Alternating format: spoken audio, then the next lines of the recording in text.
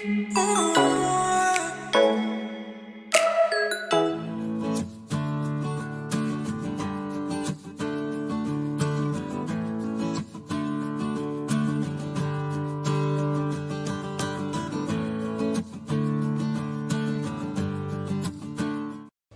বন্ধুরা, অন্নপূর্ণা রান্নাঘরে আপনাদের সবাইকে স্বাগত। আজকে আমি আপনাদের দেখাবো এঁচোড় চিংড়ি। তার জন্য আমি নিয়ে দিয়েছি 500 গ্রাম মতো এঁচোড়। এঁচোড় এখন বাজার থেকেই কেটে দেয়, তাই কোনো সমস্যা নেই। 250 বা 300 গ্রাম মতো চিংড়ি মাছ ভালো করে ছাড়িয়ে ধুয়ে নিয়েছি। আর দুটো মিডিয়াম সাইজের আলু ডুমো ডুমো করে কেটে নিয়েছি। দুটো মিডিয়াম সাইজের টমেটো এরকম ছোট ছোট স্কোয়ার করে কেটে নিয়েছি। আর আমার লাগবে 1 টেবিল স্পুন ধনের গুঁড়ো, 1/2 টেবিল স্পুন জিরের গুঁড়ো, 1/2 টেবিল স্পুন লঙ্কার গুঁড়ো, 1/2 টেবিল স্পুন কাশ্মীরি লঙ্কার গুঁড়ো। কাশ্মীরি লঙ্কার গুঁড়ো কিন্তু রং হওয়ার জন্য, কাশ্মীরি লঙ্কার গুঁড়োতে ঝাল হয় না। আর 1/2 টেবিল স্পুন হলুদ গুঁড়ো। এছাড়া আমার আরও লাগবে 2 টেবিল স্পুন পেঁয়াজ বাটা, বা একটা ছোট সাইজের পেঁয়াজ বেটে নিলেই হবে। 1 টেবিল স্পুন আদা বাটা, 1 টেবিল স্পুন রসুন বাটা। আমরা রান্নাটা সর্ষের তেলে করব, আপনারা সাদা তেল, রিফাইন তেল, সয়াবিন তেল যে কোনো তেল ইউজ করতে পারেন। নুন স্বাদ মতো এবং সামান্য একটু চিনি এবং গরম মশলা।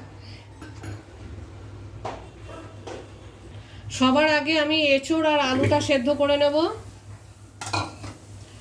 যদি এঁচোড় আর আলুটা সেদ্ধ করে নিই তাহলে রান্নাটা অনেক তাড়াতাড়ি হবে। এঁচোড় আর আলুটা দিয়ে একটা সিটি মেরে বন্ধ করে দেবো, তারপরে প্রেশারটা কম হলেই খুলবো, তাহলেই আমার আলু এবং এঁচোড় দুটোই সেদ্ধ হয়ে যাবে। এবার আমি যতক্ষণ আমার এঁচোড় আর আলুটা সেদ্ধ হয় ততক্ষণ আমি চিংড়ি মাছটাকে ভেজে নেব। সামান্য একটু নুন এবং হলুদ দিয়ে চিংড়ি মাছটাকে মাখিয়ে ভেজে নেব।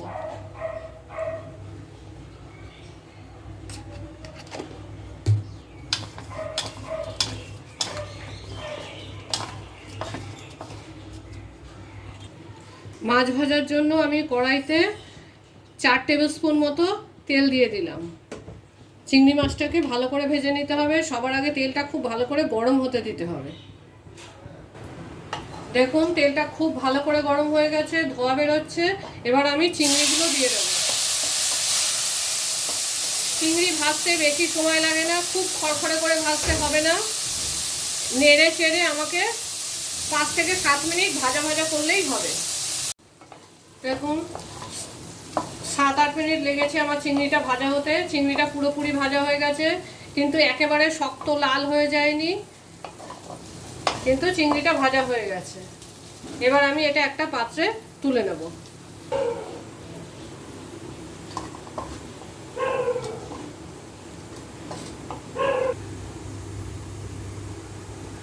এঁচোড় আর আলুগুলো একটা সিটি দিয়ে বন্ধ করে রেখেছিলাম। আমার প্রেশারটা এখন পুরোপুরি বন্ধ হয়ে গেছে। এবার আমি প্রেশারটা খুলব এবং এই এঁচোড় এবং আলুগুলোকে একটা স্টেনার বা ঝাঁঝরির মধ্যে দিয়ে দেবো, যাতে জলটা পুরো বেরিয়ে যায়।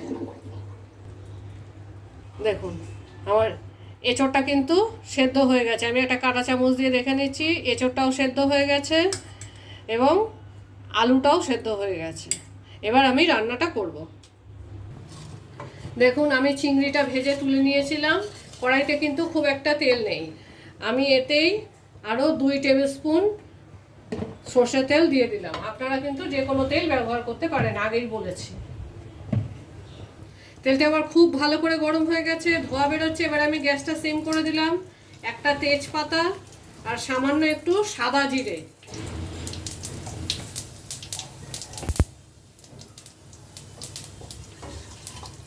এবার দিয়ে দেবো আমার কেটে রাখা টমেটোগুলো।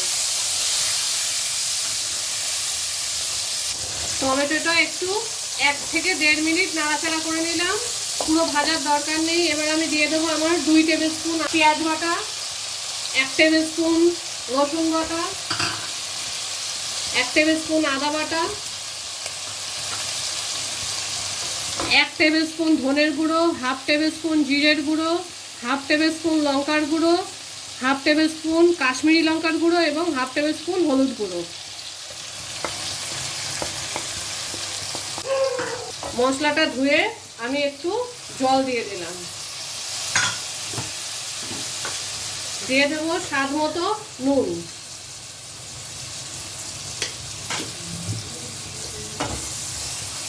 এবার আঁচটাকে সিম করে মশলাটাকে ভালো করে ভেজে নেব, কষিয়ে নেব। আপনার যদি মনে হয় সব মশলাগুলোই গুঁড়ো, একটু সামান্য জল দেওয়ার দরকার আছে, তাহলে আপনি একটু সামান্য জল দিতে পারেন, কিন্তু বেশি নয়, এই হাফ কাপ মতো। এবার যতক্ষণ না মশলা থেকে তেল ছেড়ে যাচ্ছে ততক্ষণ আমি এটাকে কষাবো। একদম গ্যাসটাকে মিডিয়ামে দিয়ে 1 মিনিট ঢেকে দেব। দেখুন 2 মিনিট পরে আমার মশলাটা দিয়ে কেমন তেল বেরিয়ে এসেছে এবং মশলাটা কষাও হয়ে গেছে।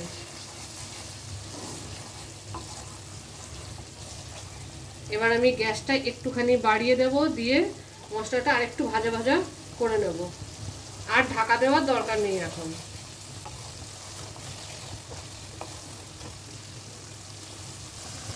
দেখুন মিনিট 2 আমি ভাজা ভাজা করলাম, আমার মশলাটা পুরো ভাজা হয়ে গেছে, দেখতেই পাচ্ছেন পুরো তেল হয়ে গেছে।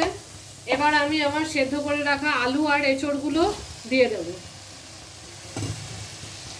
এগুলো সেদ্ধ করলেও পুরোপুরি গলে যাওয়ার মতো সেদ্ধ হয়নি, তাই এটা দিয়ে আমি ভালো করে 2-3 মিনিট নাড়াচাড়া করব।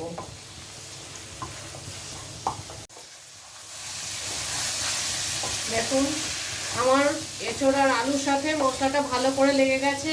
এবার আমি 2 কাপ জল দিয়ে দিলাম।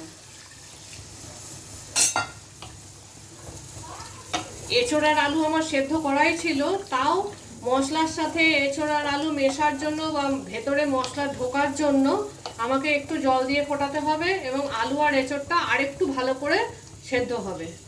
যেহেতু আমি একটাই সিটি দিয়েছিলাম, তাই এটা পুরোপুরি গলে যাওয়ার মতো সেদ্ধ হয়নি, হালকা সেদ্ধ হয়েছে। এবার আমি এটাকে মিনিট 5 জন্য ঢেকে দেব।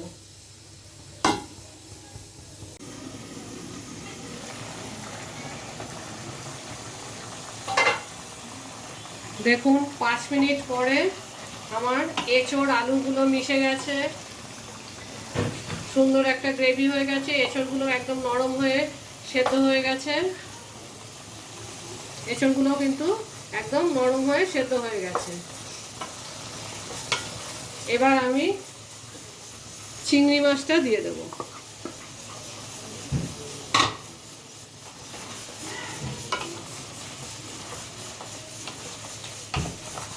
ভালো করে নাড়িয়ে মিশিয়ে নিতে হবে।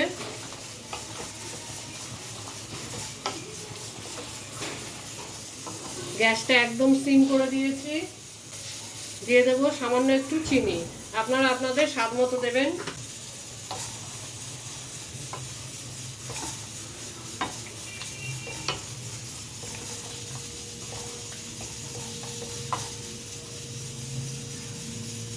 আর দিয়ে দেবো হাফ টিস্পুন গরম মশলা। ভালো করে নাড়াচাড়া করে নেব। আমাদের এঁচড় চিংড়ি কিন্তু রেডি। আগে আমি আপনাদের একটা নিরামিষ এঁচড়ের ডালনা দেখিয়েছিলাম, আজকে আমি আমিষ এঁচড় চিংড়ি দেখিয়ে দিলাম। এটাও কিন্তু খেতে খুবই ভালো, আপনারা গরম ভাত, রুটি, পোলাও, ফ্রাইড রাইস সব কিছুর সাথেই খেতে পারেন। দেখুন আমাদের এঁচড় চিংড়ি রেডি। খুবই সুন্দর দেখতে হয়েছে, যেমন সেরকম খেতেও খুব ভালো হয়। আপনারা বানান, খান এবং কমেন্ট করুন। এই এঁচড় চিংড়ির রেসিপিটা যদি আপনাদের ভালো লেগে থাকে তাহলে ভিডিওটাকে একটা লাইক করুন আর অনেক অনেক শেয়ার করুন। আর আমাদের চ্যানেলকে সাবস্ক্রাইব করে বেল আইকনটা প্রেস করে দিন এরকম আরও অনেক ভিডিওস দেখার জন্যে। আর আমাদের চ্যানেলে নিরামিষ এঁচড়ের ডালনা, চিংড়ি মাছের মালাইকারি এরকম আরও অনেক রেসিপিস দেওয়া আছে, নিশ্চয়ই গিয়ে চেক আউট করুন। Thank you for watching.